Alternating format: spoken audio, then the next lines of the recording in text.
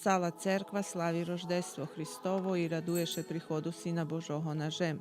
Радуюше ангели на небе и людзе на жеми, že приходи Спаситель, варел меđu іншим у своje казані владика Георгій Джуджар. Он приходит, отвера нам можливость, дава нам можливость пребачення і откуплення.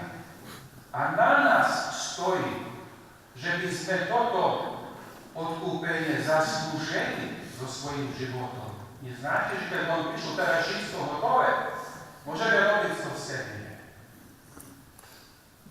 On za nás zapláca. On nás pomíril so s Gospodom Bohom. On nám priniesol duševný mír.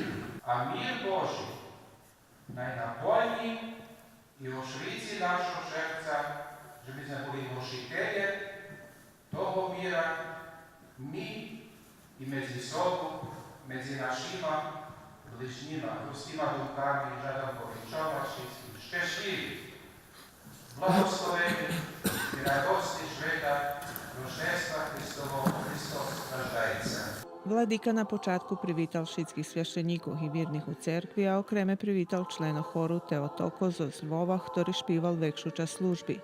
Popri hostov z Ukrajiny торжественnej atmosferi dopriniesol i chor katedralnej cerkvi Doma kultúry z Ruského Kerestura.